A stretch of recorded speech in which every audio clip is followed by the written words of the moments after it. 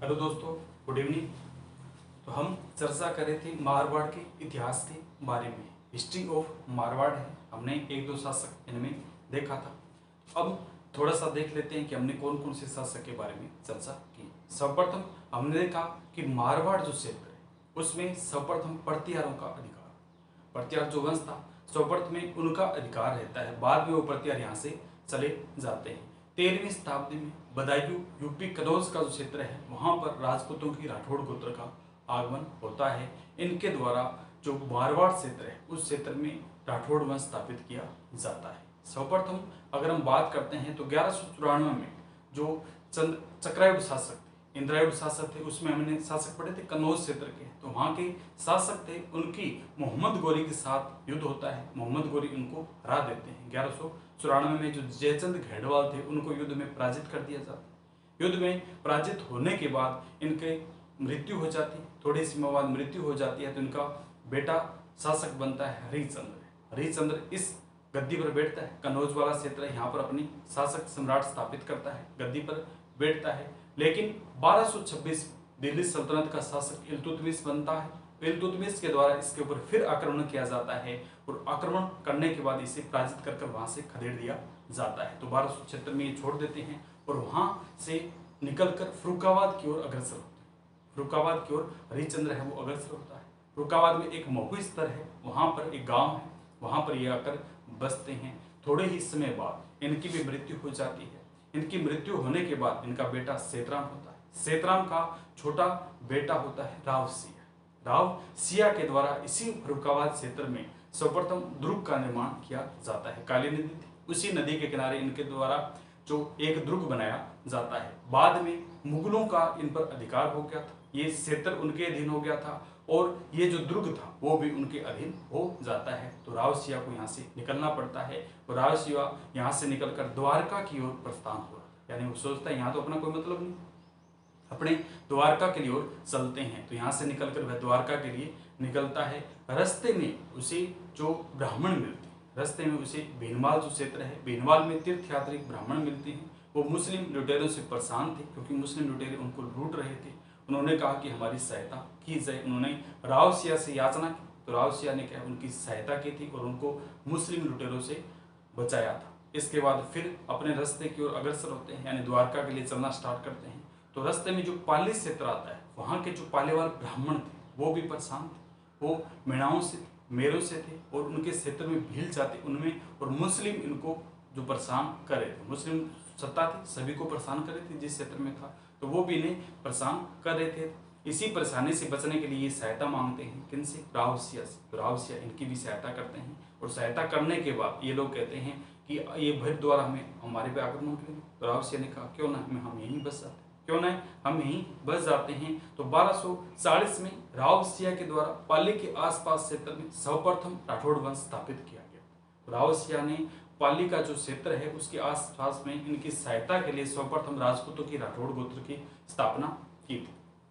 बाद में स्थापना करते अपने कार्य क्षेत्र को आगे बढ़ाते हैं। 1273 में इनका देहांत हो जाता है। 1273 में इनका देहांत हुआ है। बिट्ठू में इनका देहांत होता है, वहीं इनका स्मारक छतरी बनाई गई थी। खेड़ जो क्षेत्र है उसको ये राजधानी बनाते हैं। खेड़ क्षेत्र था उसको राजधानी बनाया जाता है। इसके बाद में इनके वंश से संबंधित अगले शासक बनते हैं मारवाड़ के राव दुहुड़।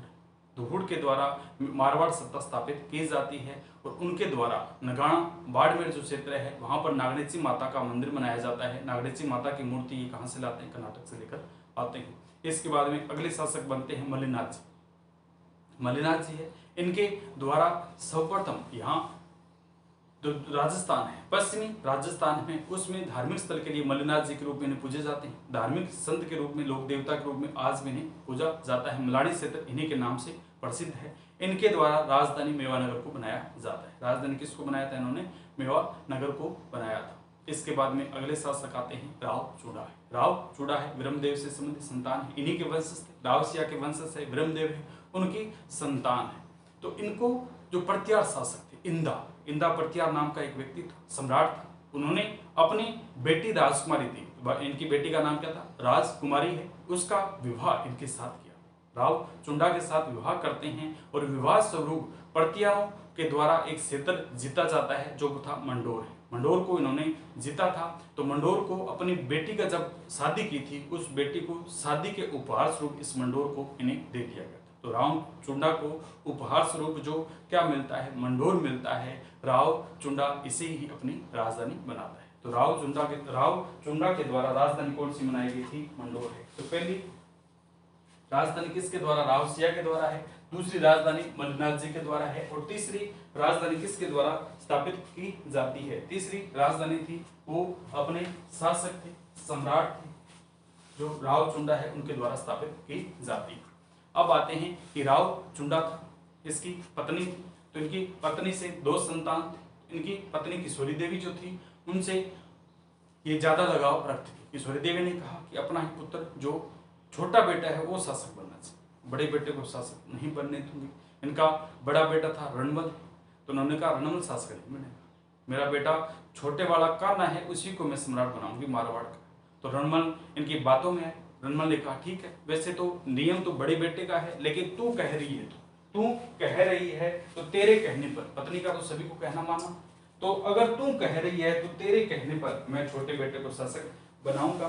तो इसने बड़े बेटे को शासक न बनाकर छोटे बेटे को शासक बनाया था। किसको बनाया, कान्हा को शासक बनाया था। रणबल इस चीज से परेशान था कि बड़ा बेटा तो मैं हूं। जिस प्रकार प्रताप, महाराणा प्रताप जयवंताबाई का जो बेटा था, वो परेशान था कि शासक तो मेरे को बनाना चाहिए, लेकिन शासक पिताजी मेरे छोटे भाई को बना रहे। इसी प्रकार कान्हा को जब शासक बनाया गया तो राव रणमल था, वो परेशान था। उसने कहा पिताजी मेरे ओहदे को नहीं देख रहे कि मैं ज्येष्ठ पुत्र हूँ, मेरे को सम्राट बनना चाहिए। नियम भी ये कहता है, उत्तराधिकारी भी मैं हूँ, लेकिन मेरे को सम्राट नहीं बनाया जा रहा है। तो वो यहाँ से निकल जाता है और निकल कर कहाँ जाता है, मंडोर।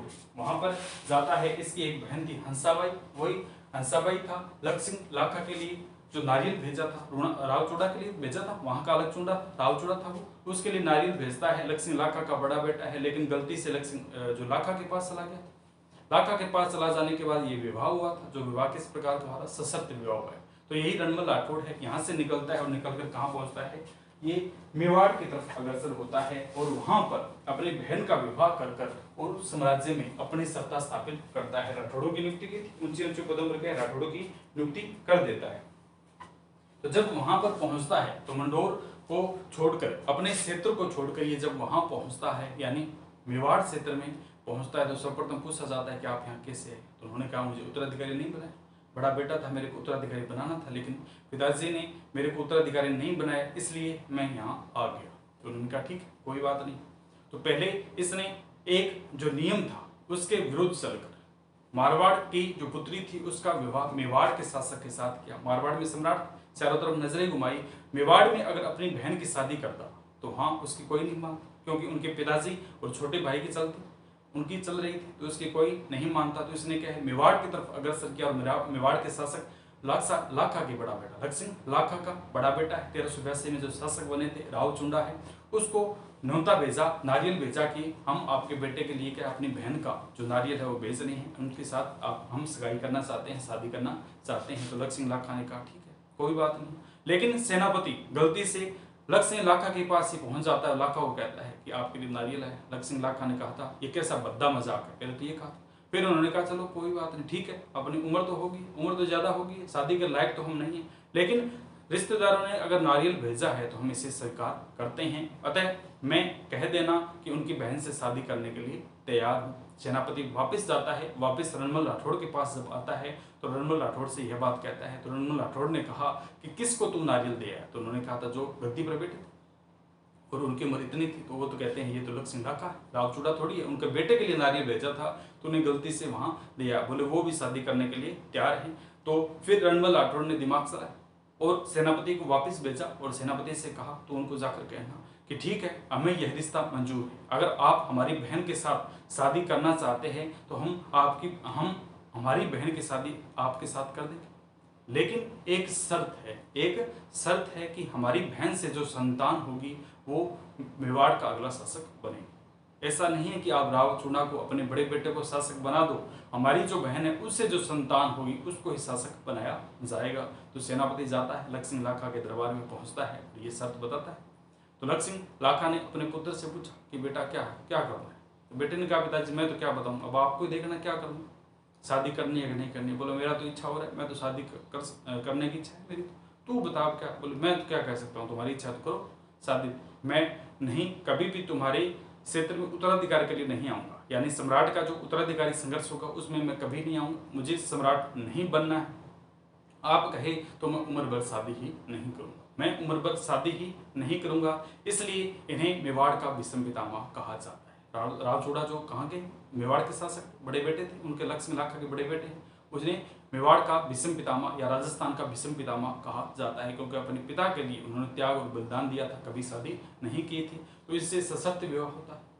इनकी हंसाबाई के साथ सशर्त शादी होती है लक्ष्मण लाखा की, रणमल राठौड़ ने सशर्त रखी थी, उस शर्त को मानते हैं और इनसे संतान होती है। मोकल है उसको शासक बनाया जाता है। मोकल था तो संरक्षक किसको बनाया था? शासक बना था मोकल है, और संरक्षक बनाया था रावचूड़ा। रावचूड़ा कहाँ का? मेवाड़ का है, उसको संरक्षक बनाया था। तो हंसाबाई शक की दृष्टि से देख, कहीं मेरे बेटे को मार न दे, इधर उधर जाता तो उनको कह देखती थी कि बार बार कहीं मेरे बेटे की हत्या न कर दे। तो जब ये देखती तो ये चीज़ राणा चूड़ा को पसंद नहीं कि एक तो मैं सनस्की का कार्य कर रहा हूँ, पूरा प्रशासन संभाल रहा हूँ, इनके बेटे का भी ध्यान रख रहा हूँ, और क्या हो रहा है क्या नहीं हो रहा है उसके बारे में ध्यान रख रहा हूँ, फिर भी मेरी सौतेली माँ मेरे ऊपर शक कर रही है। तो वो यहाँ से निकलता है और निकल कर मांडू गुजरात चला जाता है। तो फिर इसका संरक्षक का पद खाली हो, मेवाड़ का संरक्षक का पद खाली हो जाता है। तो हंसाबाई अपने भाई को बुलाते, बोले आजा भैया, तूने मेरे लिए इतना किया तो मैं तेरे लिए इतना करूंगी, तो आजा, और तेरे को यहाँ का संरक्षक बनाया जाता है। अतः मेवाड़ का संरक्षक मारवाड़ के रणमल राठौड़ को बनाया गया। रणमल राठौड़ वहाँ का संरक्षक बनता है। संरक्षक यानी सारा कार्यभार उनके दिन था, मोकल था, हंसाबाई थे और उनके दिन में था। तो उसने रणमल राठौड़ ने आते ही ऊंचे ऊंचे पदों पर राठौड़ों की नियुक्ति कर दी, आते ही ऊंचे ऊंचे पदों पर राठौड़ों की नियुक्ति कर देता है। और राठौड़ जो सेनापति थे, मुख्य जो इनके जानकार थे, यानी जो मारवाड़ क्षेत्र के थे, उनको बुलाता है और कहता है कि आओ, उनको बुलाता है और कहता है कि आओ, अब अपनी सत्ता है, अपना ही साम्राज्य है और अपने ही राज करेंगे, अपना ही प्रशासन है। इसी प्रकार जो रणमल राठौड़ है मेवाड़ में अपनी सत्ता स्थापित करता है और अपना कार्य प्रारंभ करता है। अपना जो कार्य था उसके द्वारा वहां प्रारंभ किया गया था। तो रणमल राठौड़ थोड़े समय तो कैसे करता रहता है, लेकिन बाद में हंसाबाई के द्वारा, हंसाबाई के दरबार में एक रहती थी भारमली है, हंसाबाई की दासी थी जिसका नाम क्या था? भारमली। भारमली को कहा, भारमली को जो रणमल राठौड़ है उसने कहा कि तू जहर दे दे। हंसाबाई के दरबार में भारमली रहती थी, भारमली को रणमल राठौड़ ने कहा कि तू कुंभा को जहर दे दे। हमने पहले पढ़ा, थोड़ा सा रिवाइज कर लेते हैं कि कुंभा को जहर दे दे। तो भारमली ने यह बात, क्योंकि भारमली कुंभा को पसंद करती थी और रणमल राठौड़ प्रेम करता था किससे? भारमली से। लेकिन भारमली जो रणमल राठौड़ से प्रेम नहीं करती थी, ये होता है उल्टा चलता है सिस्टम, जो जिससे करता है वो नहीं आगे करता है। तो भारमली प्रेम करती थी अब राव अपने कुंभा से। तो कुंभा को यह बात जाकर बताती है कि इस प्रकार रणमल राठौड़ ने कहा था कुंभा को जहर दे दे। उसने कहा तूने क्या सोचा, तू क्या सोचती है? तो कुंभा को कहने पर बोली मैं तो कुछ नहीं सोचती। बोले जिसने कहा उसको जहर दे। तो रणमल राठौड़ को जहर दे दिया गया। जहर देने के बाद जो वहां पर एक प्रोग्राम चल रहा था, उसी प्रोग्राम में जो गाने बजाने वाले हैं उनके द्वारा नीचे मंजिल पर प्रोग्राम था, ऊपर वो बैठे थे रावजोधा, उनके सारे जो प्रोग्राम वो सारे बैठे थे। तो नीचे जहाँ ये प्रोग्राम संगीत कला का प्रोग्राम चल रहा था वहां पर रणमल राठौड़ को मार दिया जहर के माध्यम से। तो उसको जो गायकार था उनको पता चल गया कि मार दिया गया है। तो उन्होंने एक वो कला के माध्यम से, यानी कवाली या किसी रूप से गाया कि भाग सके तो भाग जोधा, रणमल मार्यो थारो रणमल मार्यो जा, यानी रणमल को मार दिया गया। अगर जोधा तुम भाग सकता है तो भाग जा। ऊपर जोधा बैठा था, निचली मंजिल पर प्रोग्राम, तो जोधा को सुन जाता है, जोधा वहां से भागा है और जोधा ने भाग करके मंदोर की तरफ आता है। फिर कुंभा उनके पीछे आता है, फिर इनके बीच में और बाल की संधि होती है। तो इसके बाद में हम देखेंगे शासक कौन सा बनता है? राव जोधा है। राव जोधा जो क्या है शासक बनता है, राव जोधा। रणमल का दोबारा नहीं पढ़ेंगे क्योंकि हमने पढ़ लिया है, तो एक बार देख लिया क्या क्या हमने पढ़ा था। राव जोधा शासक बनता है। राव जोधा के द्वारा सम्राटी जो मारवाड़ का प्रशासन है वो चलाया जाता है। इनके द्वारा सर्वप्रथम 1459 में जोधपुर की स्थापना की जाती। राव जोधा ने क्या कार्य किया था? 1459 ईस्वी में जोधपुर बसाया। पहला कार्य क्या करता है? 1459 ईस्वी में जोधपुर है उसकी स्थापना की। 1459 में जोधपुर बसाया गया था, वहां से भाग जाता है। भागकर ये जब मंडोर की तरफ आता है, फिर यहाँ से भगा दिया जाता है, तो हंसाबाई इनके मध्य में आवल बावल की संधि कराती है। और इसी के द्वारा जोधपुर का जो मेहरानगढ़ का दुर्ग है, मेहरानगढ़ के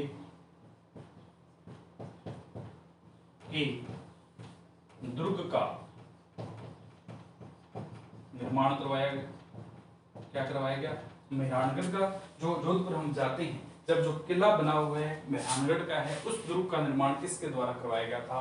इसी राव जोधा के द्वारा है। पहला तो इनके द्वारा जोधपुर बसाया गया था, दूसरा इनके द्वारा जो मेहरानगढ़ का किला बनाया गया था। इसकी अगर हम बात करने हैं करणी माता या रिद्धि बाई के आशीर्वाद से, करणी माता या रिद्धि बाई, करणी माता को रिद्धि बाई कहा जाता है, रिद्धि बाई के आशीर्वाद से, करणी माता या रिद्धि बाई ने आशीर्वाद दिया, उन्हीं के आशीर्वाद से इनके द्वारा जो जोधपुर है उसकी स्थापना की जाती है। तो करणी माता का दूसरा नाम क्या है? रिद्धि बाई है। उनके द्वारा जो इन्हें आशीर्वाद दिया गया था, नींव रखी थी। ठीक है, तो इन्हीं का करणी माता के द्वारा इसकी नींव रखी जाती है। या तो क्या है, रिद्धि बाई ने आशीर्वाद दिया, वह इस नींव रखी। बाद में इनके मध्य में और बावली संधि होती है, राव जोधा है और कुंभा के मध्य होती है। ये कब किसके द्वारा? हंसाबाई के द्वारा करवाई गई थी, हंसाबाई के द्वारा करवाई गई थी। इसका एक बेटा था राव जोधा का, राव बीका। राव जोधा के बेटे राव बीका ने बीकानेर बसाया। जब बीकानेर पढ़ेंगे तो चर्चा करेंगे इस बीका की। राव बीका के द्वारा जो बीकानेर है वो बसाया गया था। तो एक तो कौन सा आता है? राव जोधा है, जिसके द्वारा जोधपुर बसाया गया था। नींव रखी थी रिद्धि बाई या करणी माता ने। मेहरानगढ़ का दुर्ग बनाया गया था 1459 में, जो इनके द्वारा किया गया था। तो ये कौन सा आता है? राव जोधा है। तो पहला शासक हमने क्या देखा था? राव सिया है। राव सिया के बाद में धूड़ है। तीसरा मलिनाथ जी है। चौथा हमने देखा था चुंडा है। पांचवा हमने देखा था रणमल है। पांचवा हमने कौन सा देखा था? रणमल है। छठा राव जोधा है और सातवां आता है राव सातल।